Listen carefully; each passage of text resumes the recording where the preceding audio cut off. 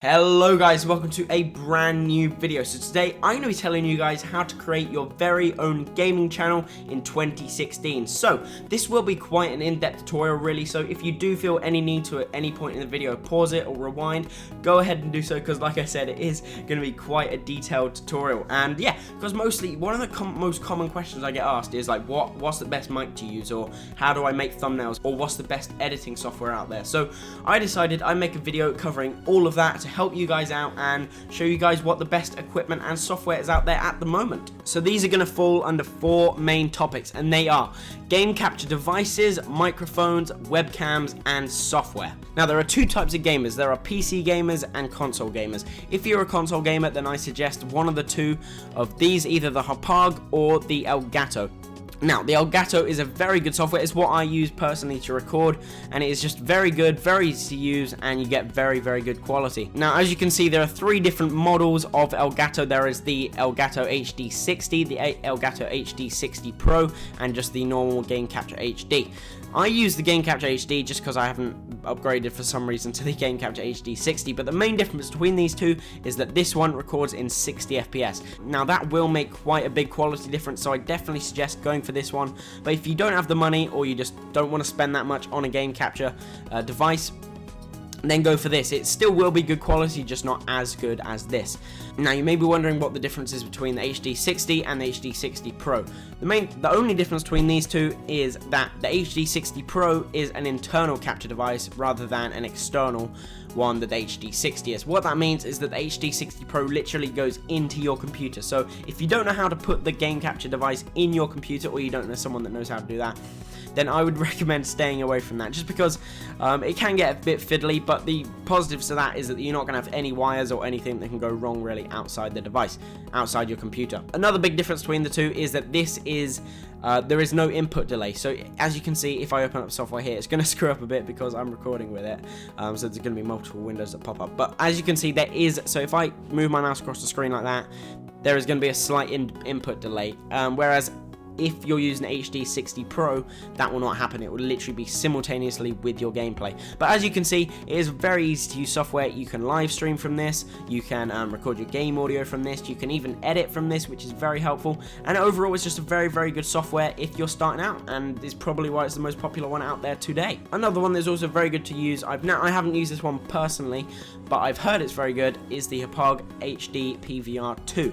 Now, this is also a good capture device. It records Xbox One, PS4, it's 1080p. It doesn't record with Mac, however. So if you do have a Mac and you want to record gameplay, then I would suggest staying away from this, because it doesn't work unless you get the HD PVR Gaming Edition Plus. So they are the 2 most popular ones out there to date for console gamers.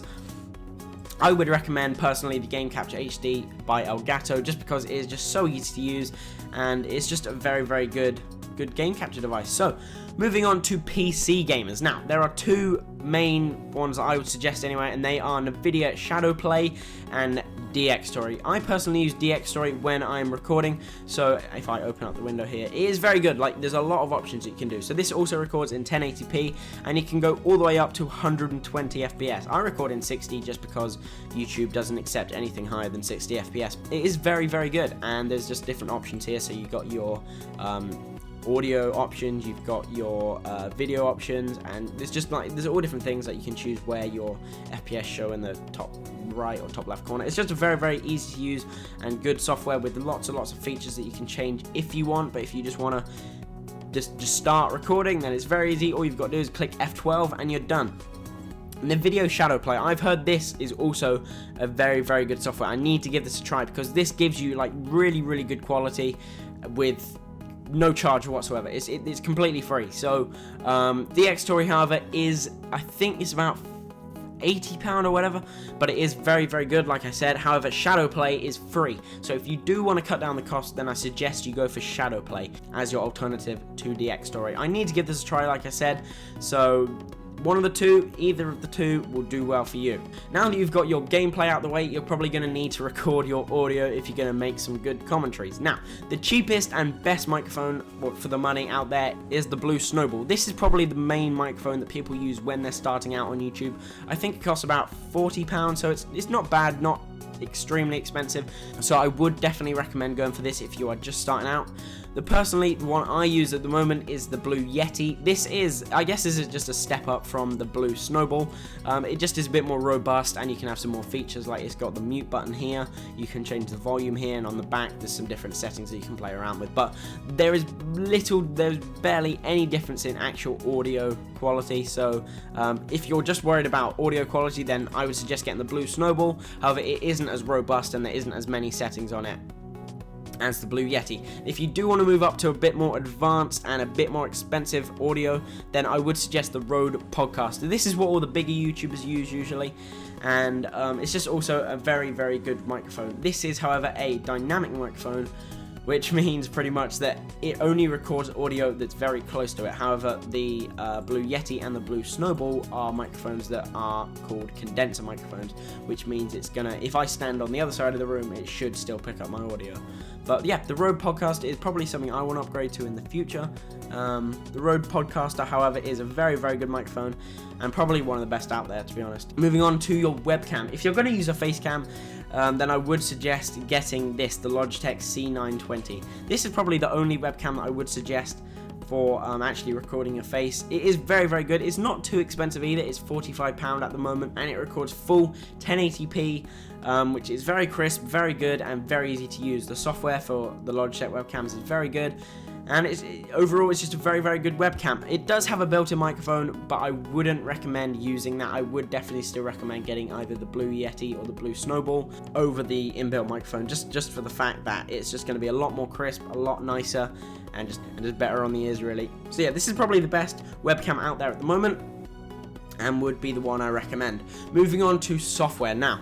A lot of people ask, what is the best software to use? How do I edit? How do I make my thumbnails? And this is with all the software. So there are two main video editing softwares, and they are Sony Vegas and Adobe Premiere Pro. Now, I use Sony Vegas. This is just a couple of clips I've imported randomly, but the Sony Vegas is very, very easy to use. So you've got your preview of what you're editing over here, you've got your files that you're actually editing here, and just all the files you've imported up here.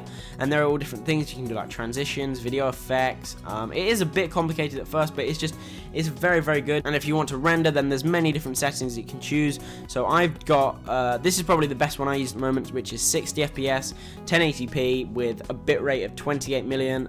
It does render in very, very good settings, and it's easy to use, and it's just overall a very, very good editing software. Another very popular one is Adobe Premiere Pro. I haven't used this again personally, but it's by Adobe. Obviously, you can expect some pretty high standards. Now, I have been told that it is a bit more advanced than Sony Vegas, is a bit more complicated to use. So if you want to keep it as simple as possible, then I suggest going for someone like Sony Vegas. Again, if you're on Mac, then obviously I don't think these two work on Mac, so you're going to want to go with like iMovie or Final Cut Pro. That's another really good one for Mac. So yeah, these are the two main editing softwares that I would suggest, and it pretty much comes down to preference. They are quite expensive. I think they're both lie about the £100 mark. So if you do want to invest in some good software, if you are looking at YouTube for the future for the next year or so, then I definitely would suggest investing in some good editing software, either Sony Vegas or Adobe Premiere Pro. Now, once you've got all that sorted, once you've made the videos, you've recorded, you've edited, you're going to need to make thumbnails. So if you do want to spend as little as possible, then I would suggest PicMonkey. This isn't even a program, this is literally just a website. You can go onto it and just, I think I made this thumbnail in PicMonkey, so it is very easy to use. You can just put the background, you can write over it, you can even put overlays in it. Click on that, just put like random overlays in it. Move them about, and it's just very easy to use again, and it's free. So if you want to keep the cost as low as possible, then definitely I would suggest PicMonkey is the way to go. If you do want to make very, very good quality thumbnails, however, then I would suggest Photoshop. This is again quite expensive, also by Adobe, but it is worth it. Like I said, if you do really want to give YouTube a good run, then I definitely suggest also investing in some good thumbnail software, because like thumbnails are overlooked, man. Like thumbnails are definitely important to your videos. Like that's the first thing people see when they're looking at your video, the thumbnail. And if you don't know what a thumbnail is, it's the little picture. It's the picture that's sort of above the title of the video when you're about to click on it. So yeah, that's that, and that's what I would suggest for the thumbnail editing. Finally, moving on to your audio recording software. Now, the only one I would suggest really is Audacity. That's what I'm recording with at the moment. And look, as you can see, you just speak into it and it goes onto the software, straight through your microphone, the Blue Yeti, which I'm using at the moment. And it's just overall a very good software, very easy to use. The only buttons you really need to know are the record and stop button. You just record and stop and then file and export it. So it is very easy to use, and this is also free, and it also does work on Mac and PC as well. That is your audio recording software, and I'll see you guys in the next video. The equipment you need when starting your YouTube gaming channel. So I hope you guys did find this helpful and informative. We've gone through everything. We've gone through game capture devices, microphones, webcams, and all of the software you need when starting. So like I said, hope you did find this helpful. If you did, make sure to leave it a like rating and subscribe to the channel. That really does help me out, and I'll see you guys in the next video.